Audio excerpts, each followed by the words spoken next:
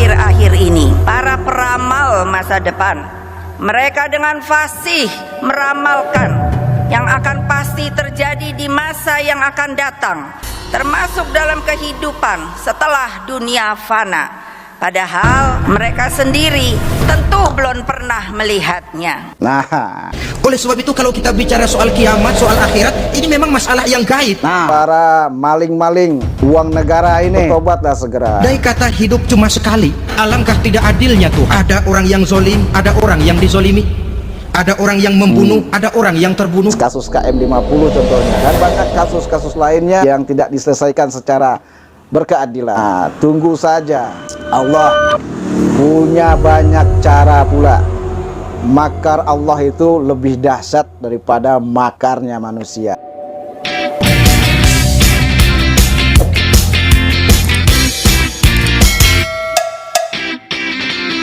Assalamualaikum warahmatullahi wabarakatuh, Sobat Etsam dimanapun berada, apa kabarnya? Semoga para sobatku semuanya selalu dalam keadaan sehat untuk keimanan dan ketakwaan kepada Allah Subhanahu wa Ta'ala.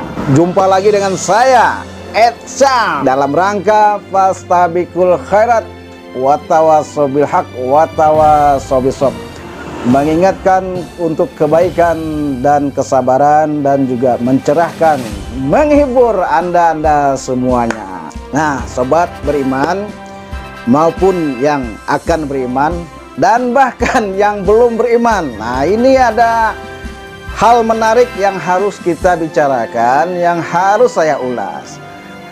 Ini ada pidato dari Oma Megawati kita. Pidato ini, pidatonya sudah lama ya, 2017. Apa itu pidato yang disampaikan? Ini menarik untuk kita ulas. Baik, kita dengarkan saja dulu pidatonya sebelum saya komentari lebih jauhnya. Dan keberagaman dalam ideologi tertutup tidak ditolerir karena kepatuhan total masyarakat menjadi tujuan. Tidak hanya itu, mereka benar-benar anti kebenekaan kita. Itulah yang muncul dengan berbagai persoalan SARA akhir-akhir ini. Di sisi lain, para pemimpin yang menganut ideologi tertutup pun memosisikan diri mereka sebagai pembawa self-fulfilling prophecy, para peramal masa depan. Mereka dengan fasih meramalkan yang akan pasti terjadi di masa yang akan datang, termasuk dalam kehidupan setelah dunia fana. Padahal notabene mereka sendiri tentu belum pernah melihatnya. Nah, sob, ini pidato sempat menjadi trending topik atau viral ya, bahkan kontroversial. Yang jelas sekarang ini yang akan saya bahas mengenai pidato yang sama-sama telah kita dengarkan tadi dari Oma Megawati kita mengenai akhirat. Sepertinya kan sebelum video ini viral, bahkan Kiai Haji Zainuddin almarhum telah menyampaikan adanya alam akhirat yang diingatkan oleh Allah. Baik, menjawab tadi apa yang Oma Megawati sampaikan tadi itu dijawab oleh Pak Kiai kita ini. Yuk kita dengerin yuk, apa kata Pak Kiai kita ini. Saudara hadirin, oleh sebab itu kalau kita bicara soal kiamat, soal akhirat, ini memang masalah yang gaib, yang sepenuhnya tidak bisa dicernakan dengan kemampuan penalaran intelektual. Dasar di dalam membicarakan ini tidak lain adalah iman kita kepada Allah Subhanahu wa Ta'ala. Iman, so. Bukan cuma zaman sekarang, dari zamannya Nabi. Orang itu kalau sudah bicara kiamat, bicara akhirat, ada yang ragu-ragu, ada yang menolak sama sekali.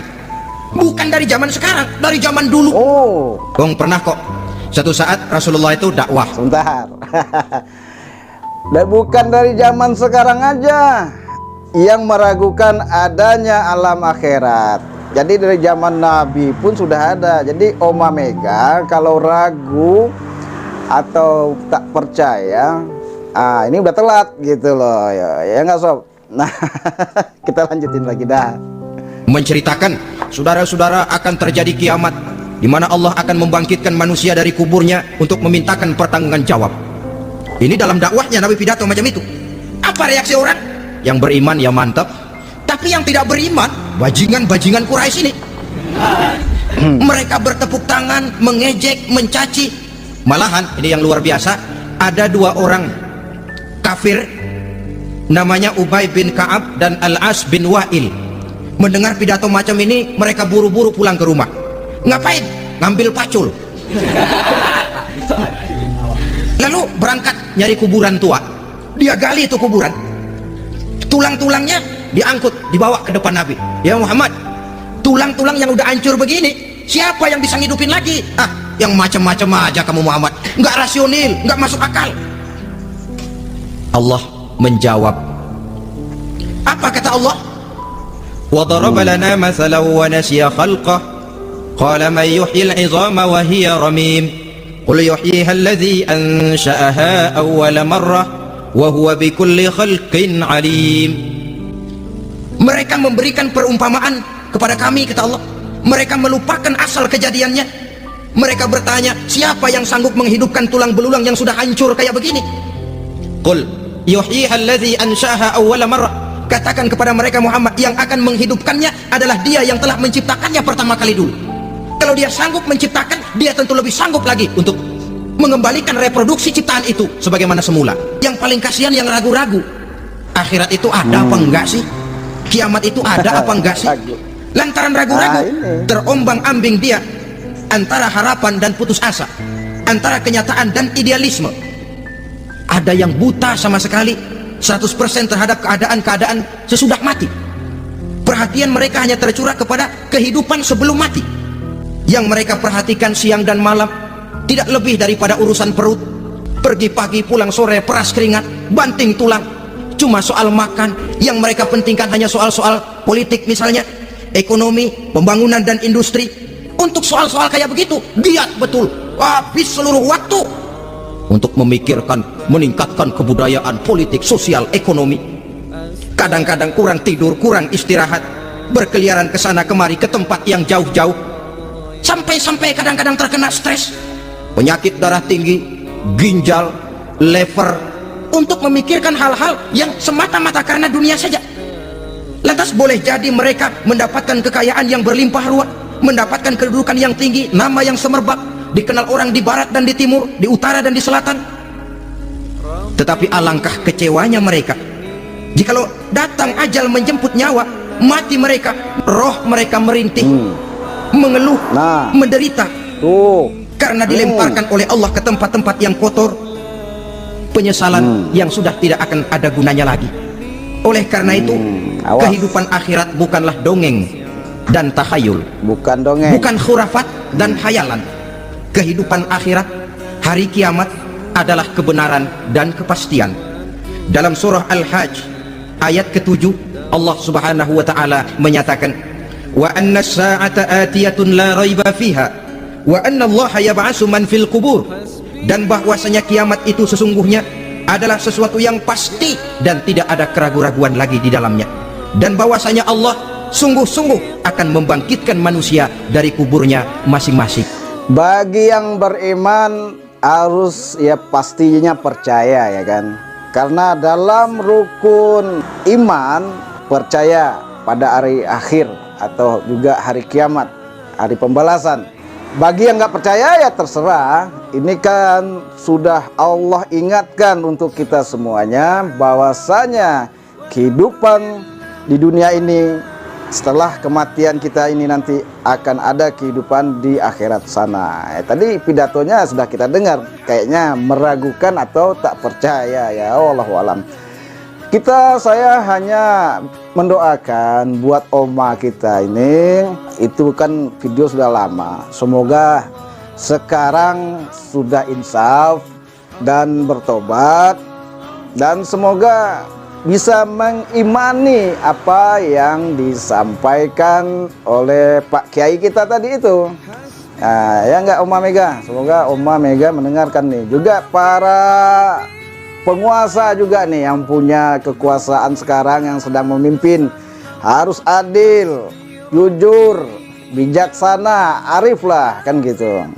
Karena setiap perbuatan kita pasti akan dimintakan pertanggungjawabannya nanti. Dan juga para maling-maling uang negara ini, bertobatlah segera. Pintu tobat masih terbuka. Bahwasanya kita ini hanya menunggu waktu. Kullu nafsin za'iqatil maut, kata Allah. Setiap yang bernyawa pasti akan mati.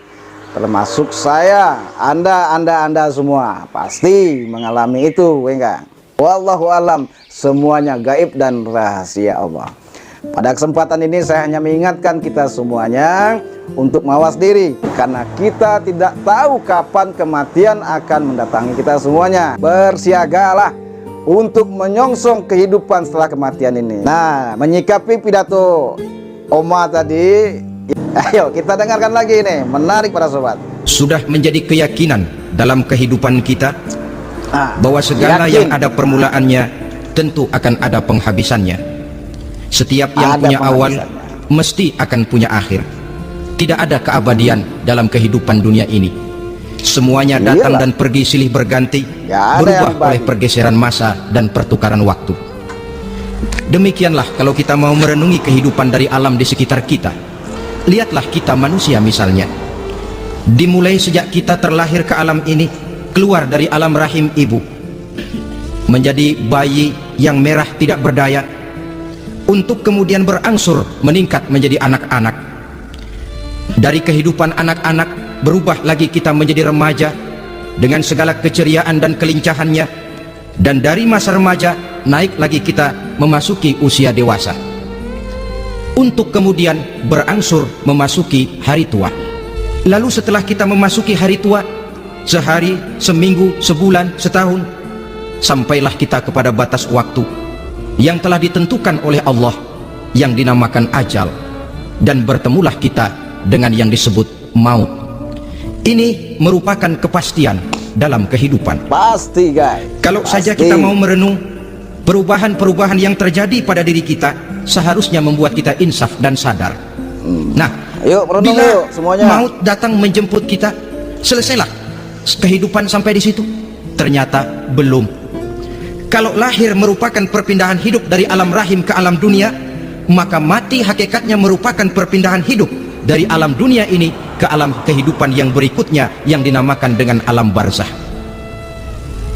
Andai kata hidup cuma sekali, secara moral kita sanggup berkata, alangkah tidak adilnya Tuhan. Kenapa? Dalam kehidupan ini kan aneka ragam terjadi. Ada orang yang zolim, ada orang yang dizolimi.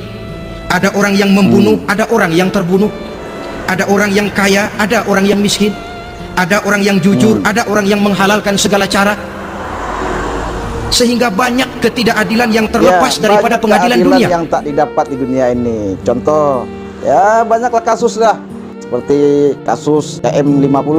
Nah, gimana kabarnya? Sudah adil belum itu? Gitu. Saya rasa orang yang punya hati nurani nih, ya tahulah jawabannya ya.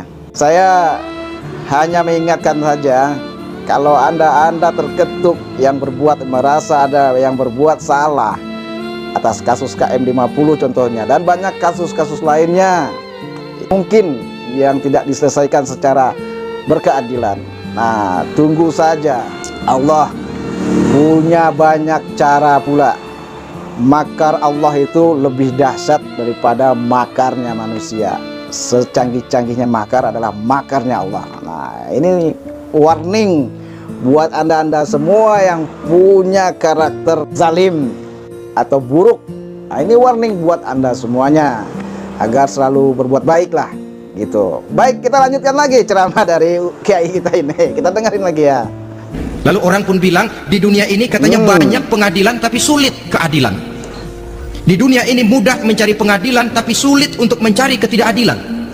Andai kata hidup cuma sekali, tidak akan ada hidup sesudah hidup yang sekarang ini. Bagaimanakah nasib mereka yang lepas dari pengadilan dunia ini? Alangkah tidak adilnya Allah andai kata tidak ada kehidupan sesudah hidup yang sekarang.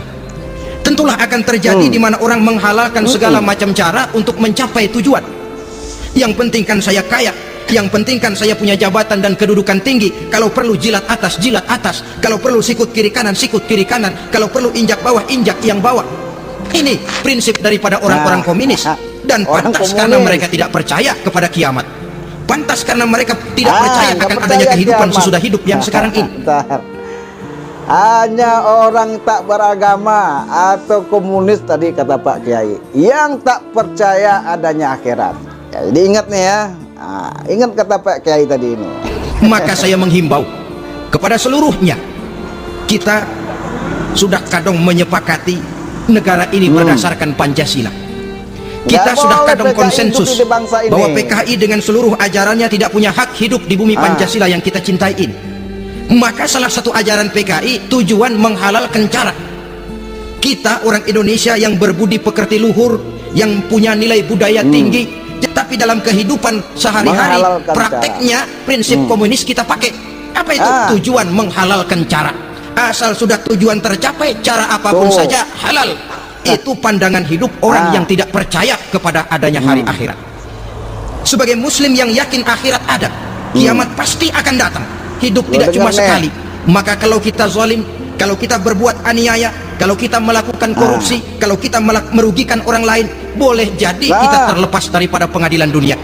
Tapi ingatlah, kita tidak akan pernah lepas dari pengadilan Allah. Pengadilan Qadhi Rabbul Jalil, di mana kita akan diadili dengan seadil-adilnya, dan tidak satu perbuatan yang bersifat salah, yang bagaimanapun kecilnya, yang akan lepas dari pengadilan di akhirat itu nanti. Hiduplah semau kamu, tapi jangan lupa kamu pasti akan mati. Kalau memang dilarang tidak terlarang, dicegah tidak tercegah, kamu mau melaksanakan hidup menurut maumu sendiri, persilahkan. Hiduplah menurut mau dan gayamu, tapi jangan lupa, fa innaka mayyitun, satu saat kau pasti bakal mati. Dan mati itu bukan akhir dari segalanya, dia babak baru bagi kehidupan selanjutnya. Kalau kau mau menghalalkan segala macam cara, persilahkan halalkan segala macam cara. Tapi jangan lupa, kau akan mendapat balasan dari seluruh amal perbuatanmu. Apa artinya ini buat kita? Ternyata sesudah maut datang menjemput kita, ada kehidupan sesudah hidup yang sekarang ini. Ini yang mendorong kita untuk dalam kehidupan di dunia ini tidak melakukan prinsip saenake dewe, semaunya sendiri saja. Asal perut kenyang, asal pangkat tinggi, asal harta dapat. Masa bodoh dengan merugikan orang lain, masa bodoh dengan menipu orang lain. Iku jenenge saenake dhewe. Muslim tidak diajarkan. Ingat manusia, setelah kau mati, setelah kiamat datang, kau akan dibangkitkan, kau akan dimintakan pertanggungan jawab tentang kehidupan yang sekarang ini. Atas kehidupan yang sekarang ini. Nah, semoga semua kita merenungi ini dan segeralah bertobat. Orang-orang yang tadi disebutkan oleh Pak Kiai, orang yang zalim, orang-orang jahat, koruptor, ya siapapun Anda ya yang berbuat zalim atau buruk, ya akan dimintakan pertanggungjawabannya. Oke, para sobat semuanya, semoga ada manfaatnya tontonan ini, dan saya doakan semuanya para sobat Etsam semoga selalu mendapatkan hidayah oleh Allah Subhanahu wa taala. Amin amin ya rabbal alamin. Kita semua akan menjadi orang baik yang benar, yang tercurahkan rahmat, berkah dan ridho Allah Subhanahu wa taala untuk kita semuanya. Bagi yang mau, kalau nggak mau ya nggak apa-apa, silakan komentarin aja gitu, bebas bro. Demikian saja dari saya. Di lain waktu kesempatan kita berikan tontonan yang juga menghibur, mencerahkan untuk anda semuanya. Wassalamualaikum warahmatullahi wabarakatuh. Sampai jumpa lagi. Allahu Akbar.